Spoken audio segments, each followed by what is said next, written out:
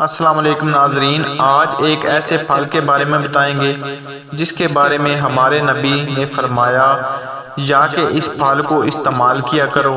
اس پھل میں اللہ تعالیٰ نے 40 مردوں کے برابر طاقت رکھی ہے۔ اللہ تعالیٰ نے اس پھل میں کیا خصوصیت رکھی ہے؟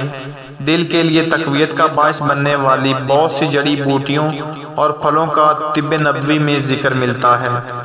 بیئی یعنی کہ ٹوینز بھی ایک ایسا پھل ہے جو آڑو اور سیب سے مشابہت رکھتا ہے۔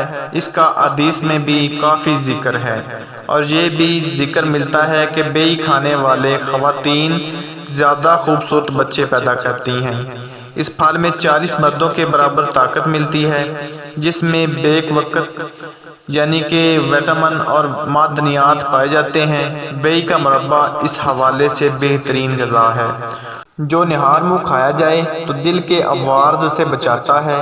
ابن ماجہ نے اپنی سنن میں حضرت طلحہ بن عبید اللہ سے روایت ہے کہ میں حضور اکرم صلی اللہ علیہ وآلہ وسلم کی خدمت میں حاضر ہوا تو آپ سرکار نے ہاتھ میں ایک بیہی دانہ لیا ہوا تھا۔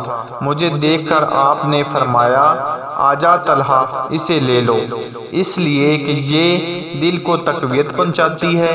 ایک حدیث کے مطابق آپ صلی اللہ علیہ وآلہ وسلم نے فرمایا کہ اپنی حاملہ عورت کو بیئی کھلایا کرو، کیونکہ یہ دل کی بیماریوں کو ٹھیک کرتا ہے اور لڑکے کو حسین بناتا ہے۔ زیادہ بیئی کھانے سے جذام پیدا ہوتا ہے۔ یہ بات قطعاً غلط ہے، کیونکہ جذام ایک متعدی بیماری ہے جو کہ جراثیم کی وجہ سے پیدا ہوتی ہے، اس لیے بیئی کھانے سے پیدا نہیں ہوتی۔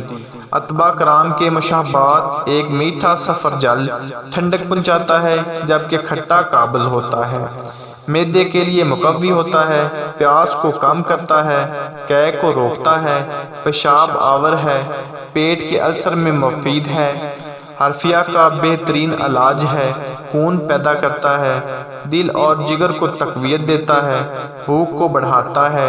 اس کے کھانے سے جگر والز کھل جاتے ہیں۔ جن عورتوں کو مٹی کھانے کی عادت ہو وہ بھی کھائیں تو مٹی کھانے کی عادت جاتی رہتی ہے۔ زیادہ کھانے سے ہچکی آتی ہے۔ کھانسی کی شدت کو کم کرتا ہے۔ اس کے کھانے سے منہ کے چھالے اور گلے کے چھالے مندمل ہو جاتے ہیں۔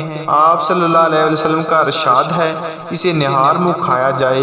اس کا مربع دل کے مریضوں، پرانی کھانسی، دمہ اور پرانے پیچش میں بہت مفید ہے۔ یورپ میں بیئی کا جوس بہت مقبول ہے۔ کوئنز جوس یا اسکواش کے نام سے بکنے والا یہ مشروبات پیاس کی شدت کم کرنے والا قرار دیا گیا ہے۔